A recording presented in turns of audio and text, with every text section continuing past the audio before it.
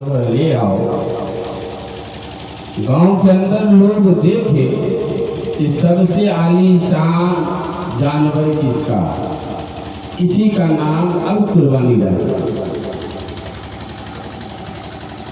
नहीं बोलो, कुर्बानी के बहुत सारे फायदे। अल्लाह के रसूल ने जान की भी कुर्बानी दी, सहाबा ने अपनी माल की भी कुर्बानी दी। अब हम उस नबी के मानने वाले हैं, तो सिर्फ मैं यूं समझूं कि कुर्बानी के महीने में एक गाय को ज़बह कर दिया तो मेरी कुर्बानी हो गई। नहीं दोस्तों, ऐसी बात नहीं। कुर्बानी अगर आपको देखना है तो ये मदारिस आपकी कुर्बानी को देख रहा है। 19 से मैं यहाँ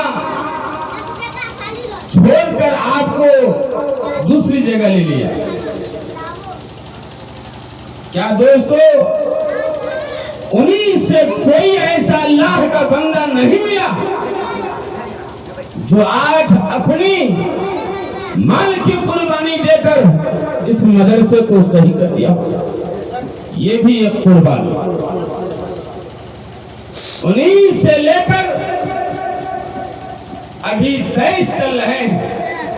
अल्हम्दुलिल्लाह, जिस पहलू पर मैंने मसाजिद को रखा था उसके अंदर कुछ काम आप लोगों ने किया। ये आपकी कुर्बानी है, मैं मानूंगा। कब्रिस्तान की कुर्बानी, क्या ये मेरी जिम्मेदारी नहीं कि मेरे माँ बाप मर जाते, मैं मर जाऊंगा, मुझे खुले हुए कब्रिस्तान में कोई ले जाकर रखते, मेरे लाश का क्या होगा कोई देखने वाला नहीं। क्या मैं इसकी बाउंड्री करवा दूं? ये मेरी कुर्बानी नहीं दोस्तों। ये सारे चीज कुर्बानी के अंदर शामिल होते हैं। वो तो कुर्बानी सैयदना हज़रत इब्राहीम अलैहिस्सलाम की सुन्नत है, जिसको अल्लाह ने आज़र के घर से पैदा किया। और यूं ही नहीं दोस्तों, जो मासूम बच्चे बैठे हैं ना, बेन ही आज़र की हालात को आप समझे, आज़र के उस किस्से को आप समझे कि आज़र था कौन। आज तो अल्हम्दुलिल्लाह हमारा आप नमाज पढ़ते हैं फिर वक्त नहीं, फिर वक्त कम से कम जुमे तो जाते हैं, इमाम साहब के पीछे सजदा कर लेते हैं। इतना तो है ना कि मैं मुसलमान हूँ। जय जाए अल्लाह मेरी इबादत को कबूल करता हो या न करता हो, लेकिन खालिक कायनात के सामने मैं अपनी पेशानी को टिकाता हूँ। ये तो अल्लाह की मर्जी है कि मेरी पेशानी को कबूल करे। बहन ही दोस्तों, आज़र भी हम जैसे, हमसे भी बदतर निकम्मे इंसान थे, और वो अपने हाथों से मूर्ति बना कर मक्के की गलियों में जा जाकर बेचा करते थे और इसकी पूजा भी किया करते थे। जब अल्लाह ने देखा कि ये आज़र अब तो मूर्ति बना कर बेच रहे थे, अब इसकी पूजा भी करना शुरू कर दिया, तो अल्लाह ने कहा कि आज़र, अब तेरी खैरियत लेने के लिए मैं तेरे नस्ल से इब्राहीम को पैदा करता हूं, और देख इब्राहीम तेरा किस तरह खैरियत लेता है। दोस्तों, मौजू की तरफ बाद में जाऊंगा। मैं इसलिए इस मौजू को पकड़ा हूं कि आज इब्राहीम के बाप बदचलन हो गए थे, तो अल्लाह ने इब्राहीम को भेजा। आज मैं बदचलन नहीं, मेरे औलाद बदचलन हो रहे। क्यों दोस्तों, आपकी निगाहें भी उस तरह होगी, आप देख भी रहे होंगे। अल्हम्दुलिल्लाह, जितने मेरे उम्र दराज चचे हैं, गालिबन सब लोग मस्जिद से जुड़े हुए, और नहीं जुड़े हो तो अल्लाह के वास्ते जुड़ जाए। वरना दोस्तों, ये नौजवान सुनकर खुश हो। ये नौजवान उस आजर का भी बाप है। अब कहोगे कैसे? आपको मेरी बात कुछ देर के लिए खराब लगेगा, मैं स्टेज से उतरूंगा, आप हमें गाली दे देना, मैं बर्दाश्त कर लूंगा, लेकिन नबी की शान में, खुदा की शान में अगर तुम गुस्ताखी करोगे तो मैं तो माफ कर दूंगा, खुदा तुम्हें माफ नहीं करेगा। वो क्यों? आज जितने भी शादी ब्याह होते हैं, आज आप जाकर और जगह देखिए ना भाई, जब मुसलमान के ये हालात हो कि शादी ब्याह में अपने जिस्म की नुमाइश करके घरों का काम आप एक ईमान वाला ले लिए। दोस्तों, कहां से मेरे अंदर ईमान आएगा? कहां से मेरा खुदा राजी हो जाएगा? कहां से मैं नबी का उम्मती हो जाऊंगा? ये कयामत तक होने जाएगा। इसलिए आजर के घर से इब्राहिम को पैदा अल्लाह ने क्यों किया? कि आजर अपनी बुत परस्ती को खत्म कर दे। वो खत्म किस तरह हुआ? सैयदना हजरत इब्राहिम अलैहिस्सलाम पैदा हुए। पैदा होने के बाद जब वो 6, 7 साल, 8 साल की उम्र को पहुंचे, हजरत इब्राहिम अलैहिस्सलाम ने अपने माँ बाप को देखा कि मेरे माँ बाप अपने हाथों से मूर्ति बना रहे हैं, उसे पूजा कर रहे हैं। हजरत इब्राहिम अलैहिस्सलाम अपनी माँ से पूछते हैं कि अम्मी जान,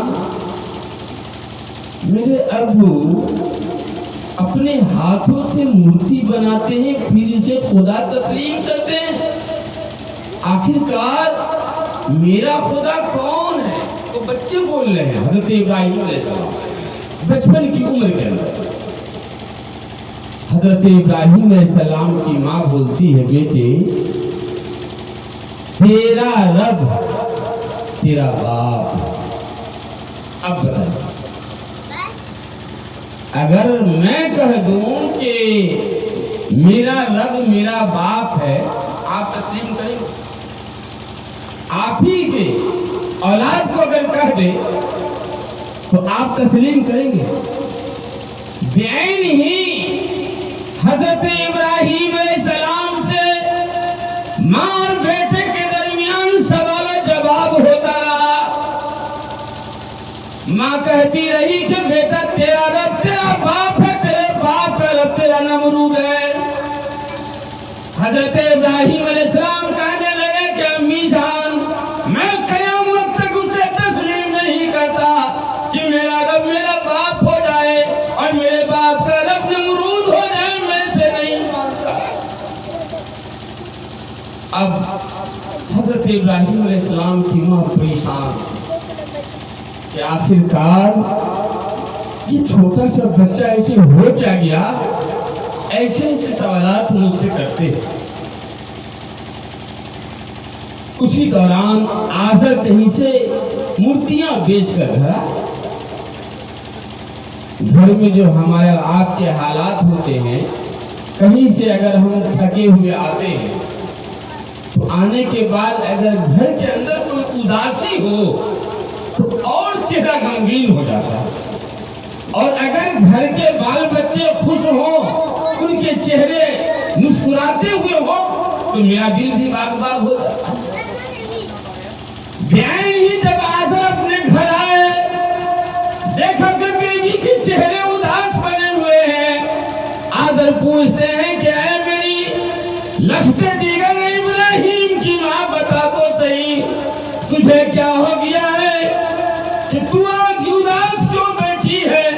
जब भी मैं अपने घर आता था, तेरे चेहरे की खुशी देखकर मेरे चेहरे भी खुश हो जाया करते थे। अब हजरत इब्राहिम अलैहिस्सलाम की माँ अपने शौहर से वो तमाम माजरात कर चुका।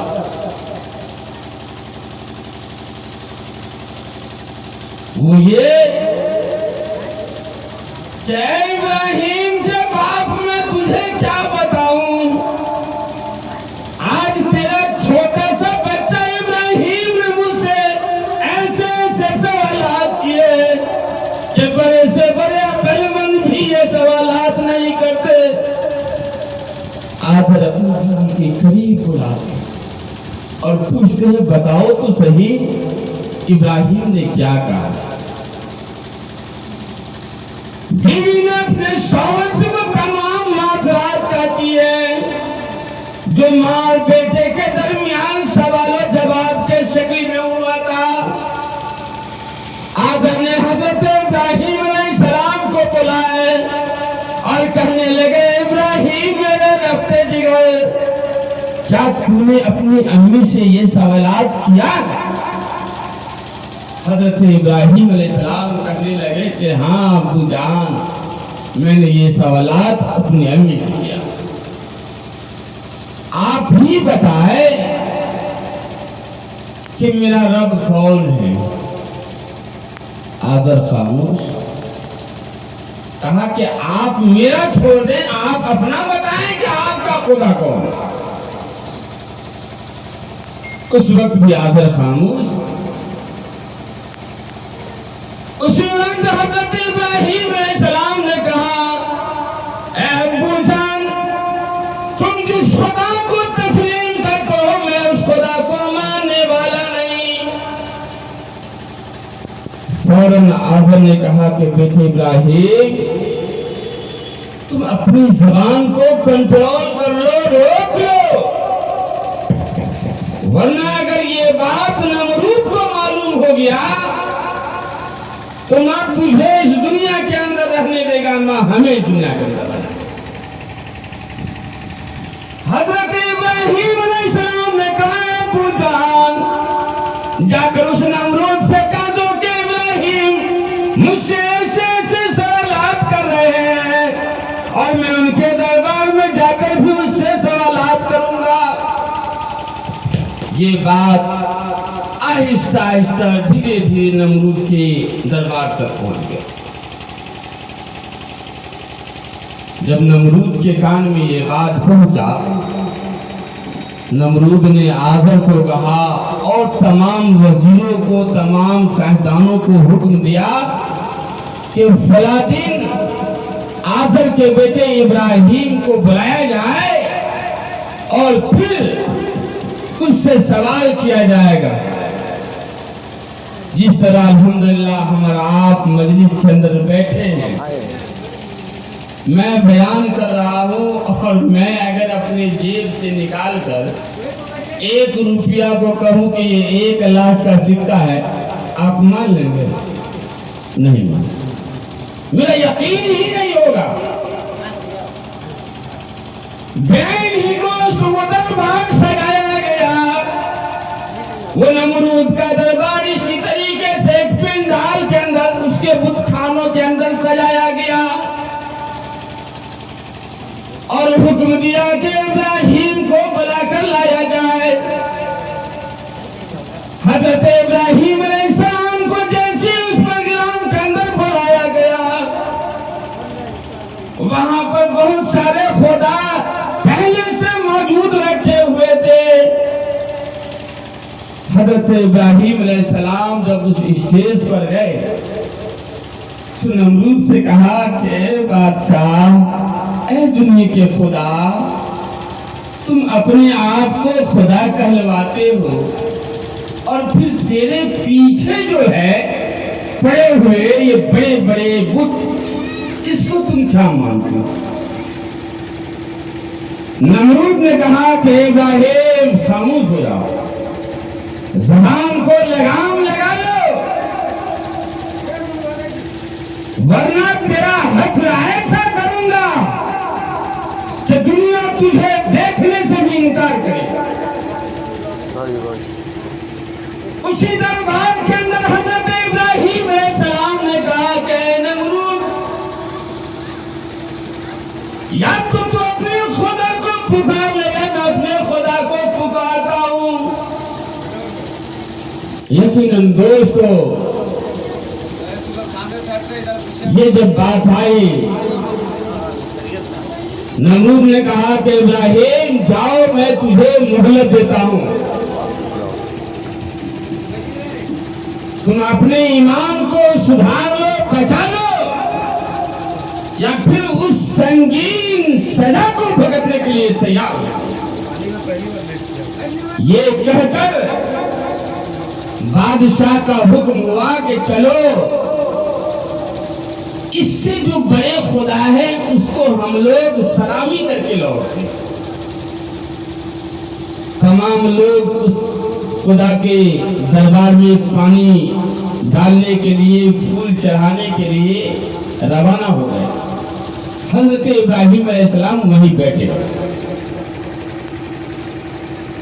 جب سب لوگ چلے گئے تو حضرت ابراہیم علیہ السلام معصوم بچے تھے، 8-10 سال کی عمر کے تھے، اور 8-10 سال کی عمر میں آپ بھی جانتے ہوئے گا کہ آپ کتنے بدمعاشی کیے ہوں گے، اور آپ کے بعد جو لوگ ہیں یقیناً ویسی یہ نسل چل رہا ہے، بدمعاشی پر بدمعاشی بچے کیے جائے۔ حضرت ابراہیم علیہ السلام جب دیکھے کہ تمام لوگ اپنے خداؤں کو سلامتی کرنے کے لیے اس دربار میں چلے گئے، حضرت ابراہیم علیہ السلام نے کلہاڑی لیا اور جتنے خدا تھے تمام کو توڑ پھوڑ کر رکھ دیے، اور ایک بڑا جو ہنومان جی تھا الحمدللہ آج بھی ان کے کاندھے کے اوپر وہ مکندر رکھا ہوا نظر آتا ہے۔ اگر کوئی غیر مسلم بھائی ہو تو وہ بھی ان چیزوں کو ثابت کر سکتے ہیں اور کتاب کے حوالے سے ثابت کروں۔ آج جو ہنومان جی دیکھتے ہیں بالکل لمبے چوڑے موٹے تازے ہیں، بالکل اپنے کاندھے پر ایک کلہاڑی کی شکل میں، ممندر کے شکل میں وہ رکھے ہوتے ہیں۔ حضرت ابراہیم علیہ السلام نے تمام خداؤں کو توڑ دیا، تمام مورتیوں کو توڑ دیا، اور کلہاڑا اس ہنومان جی کے کاندھے پر رکھ دیا۔ جب وہاں سے لوگ آئے تو کہا کہ چلو اب واپسی میں ہم لوگ اپنے خدا کو سجدہ کر کے اور اس سے سلامتی کی دعا لے کر کے اپنے گھر لوٹیں۔ جب لوگ آئے تو دیکھا کرے تمام خدا ٹوٹے پھوٹے ہیں، یہ بھائی کیا کس نے؟ اب تمام لوگ پریشان کہ بھائی اس کو تلاشی کیا جائے کہ میرے خدا کے ساتھ اتنا بڑا ظلم کیا ہے۔ تمام لوگ اب تلاش کے اندر لگے، لیکن اسی میں سے ایک بوڑھا جس کو چلنے نہیں آتا تھا وہ اسی سائڈ میں بیٹھا ہوا، اور وہ حضرت ابراہیم علیہ السلام کی تمام حرکتوں کو دیکھ رہے تھے۔ ٹائم اگر ہو تو ہم کو بتائیے گا، اشارہ بھی کر دیجیے گا، اس لیے کہ میں جب بیٹھتا ہوں تو گھنٹہ 2 گھنٹہ بھی میرے لیے کم ہو جاتا ہے۔ ہاں چلیے، جب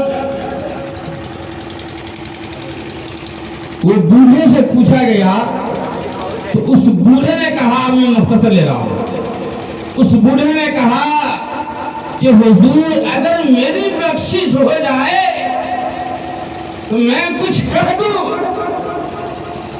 لوگوں نے کہا کہ جلدی بول، کس نے میرے خدا کے ساتھ یہ کیا؟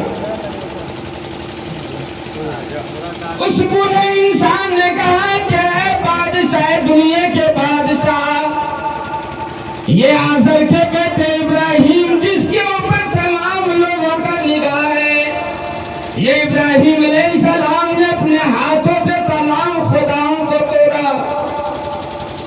اب بادشاہ سننے کے بعد غصے کے اندر آئے، لوگوں سے کہا کہ اے لوگوں، اب ابراہیم کو دنیا کے اندر ایسے رہنے نہیں دیا جائے گا، جاؤ جنگل سے جلدی جلدی لکڑی چن کر لاؤ، ابراہیم کو جلا دو۔ حضرت ابراہیم علیہ السلام کے لیے آگ سلگایا گیا، حضرت ابراہیم علیہ السلام کو اس آگ کے اندر، زندے کے اندر، اس آگ کے اندر ڈال دیے تاکہ ابراہیم جل جائے۔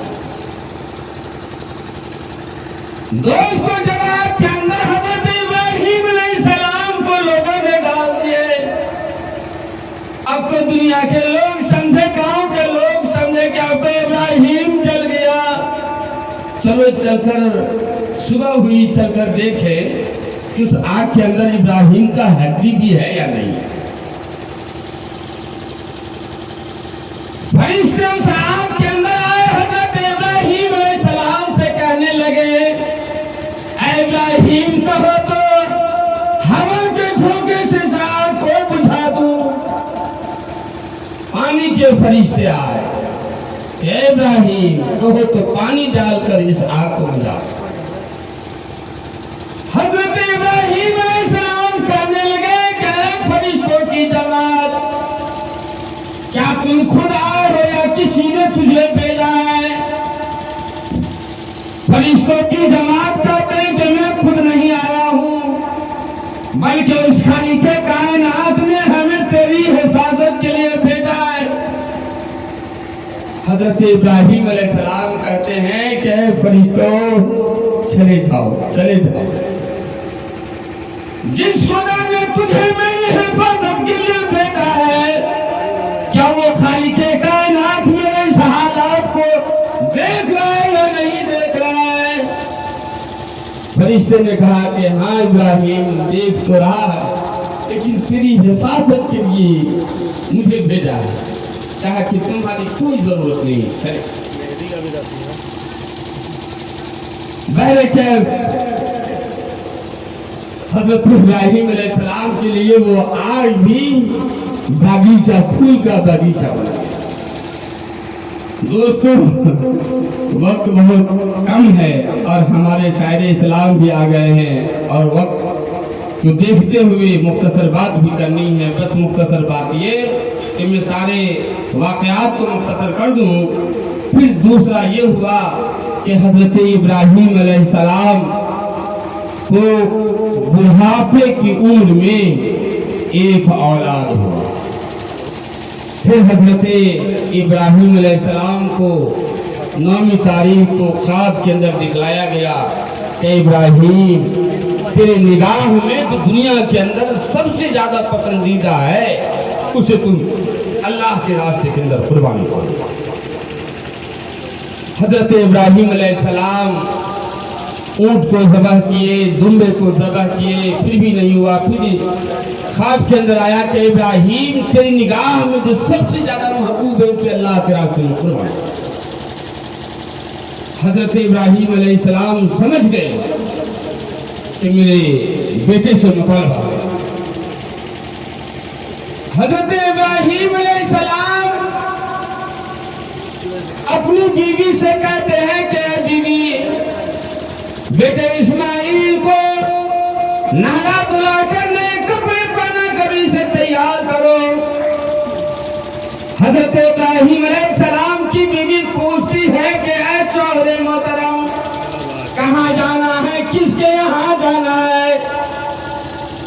تو حضرت ابراہیم علیہ السلام کہتے ہیں کہ مجھے بیٹے کو دوستوں احباب سے ملانے کے لیے جانا ہے۔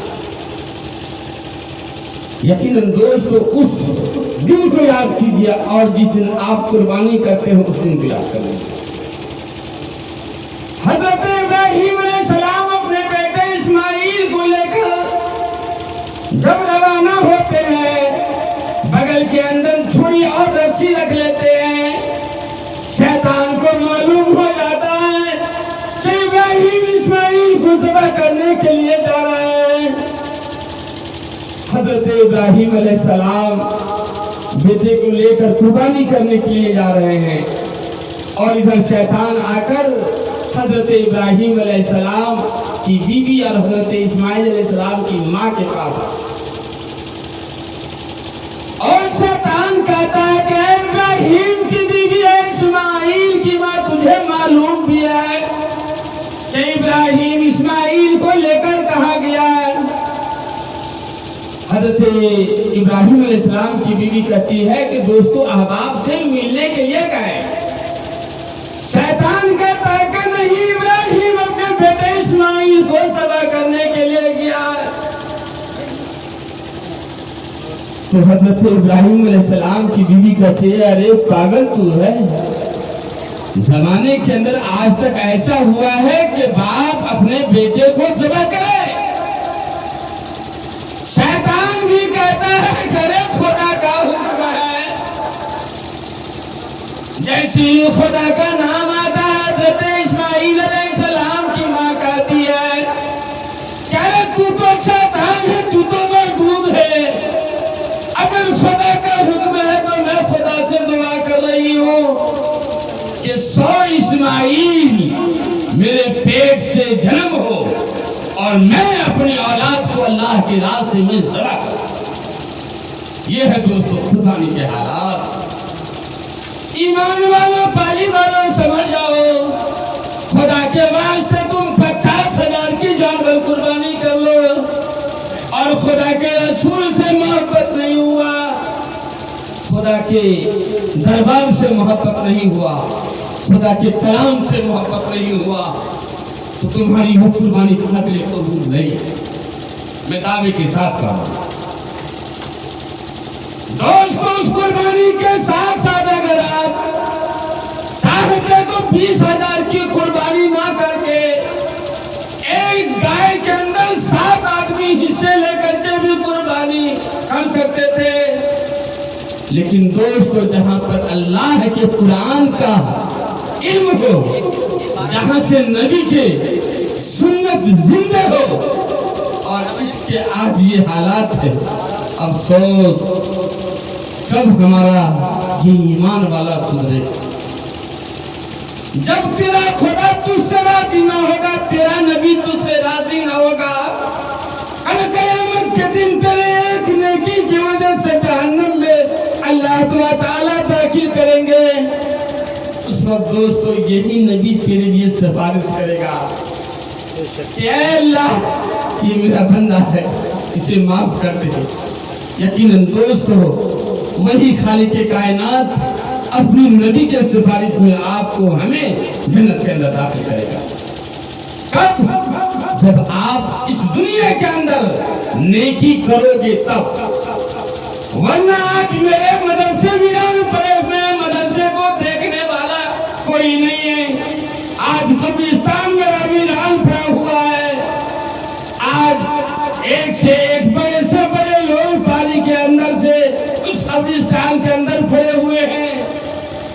کسی کی اولاد کو یہ جرأت نہیں ہوا، یہ تمنا نہیں ہوا کہ آج میں عالی شان بلڈنگ بنا رہا ہوں صرف دنیا میں رہنے کے لیے، میرے ماں باپ اس قبر کے اندر پڑے ہوئے، ان کا حالات کیا ہوگا؟ ان سے بھی تو کوئی جائزہ لو بھائیو۔ اللہ نے اگر آپ کو یہ توفیق دیا ہے دوستو، آپ کو اس کے اوپر محنت کرنا ہو۔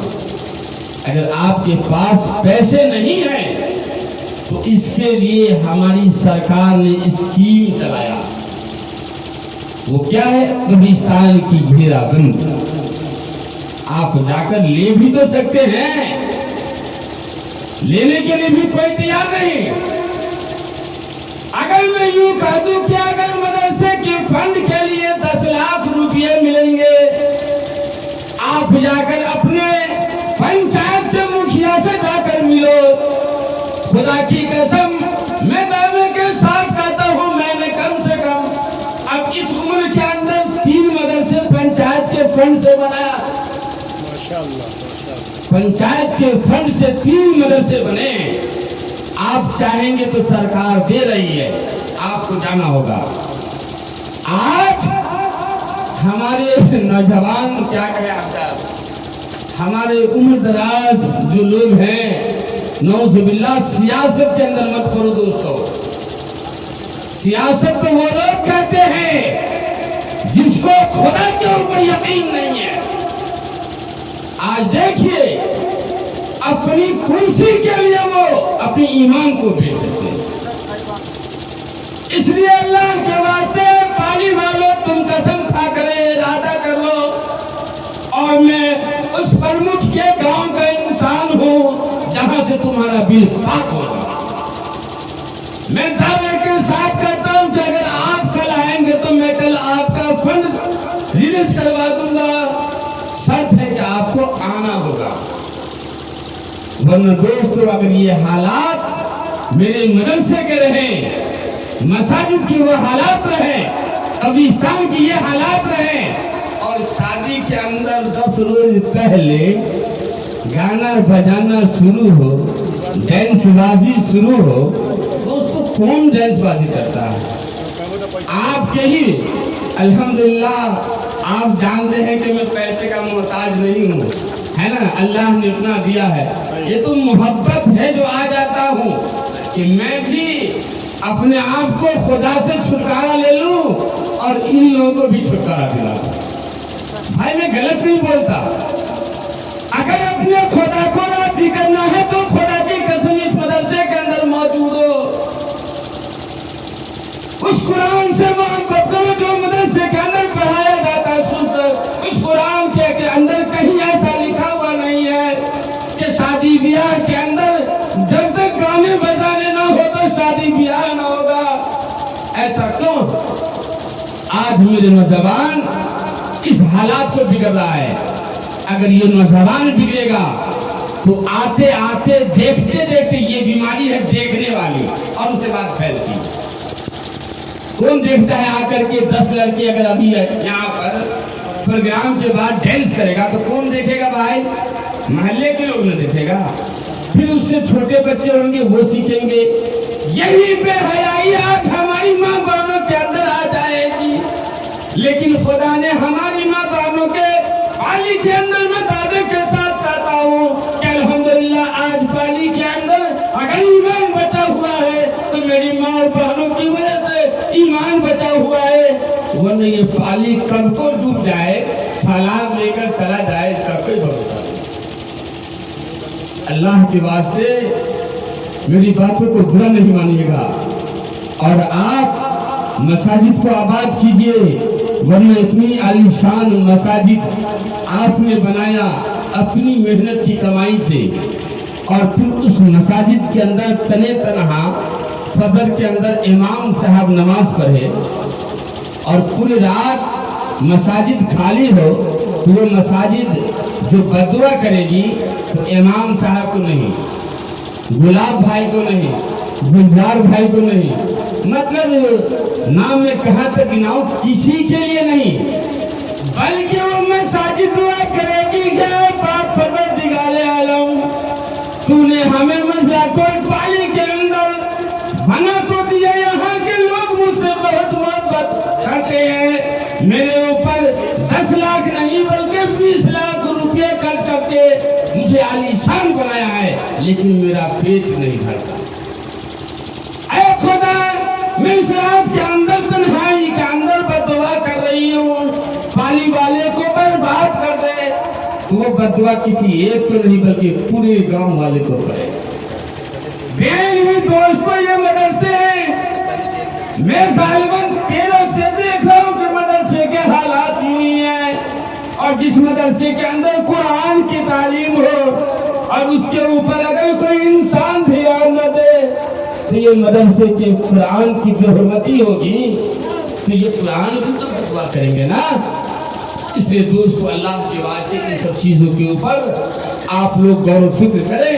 यकीनन अल्लाह हम लोगों को कहने से ज़्यादा उस पर अमल करने की तौफीक अता फरमाए।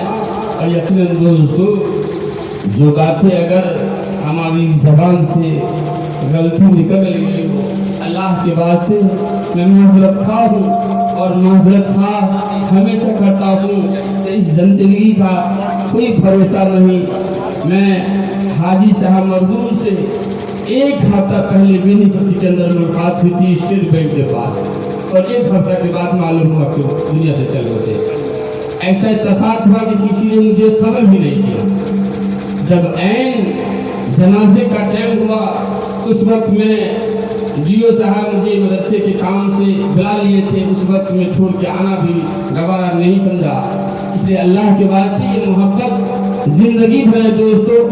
آپ محبت کریں گے میں بھی محبت کروں گا.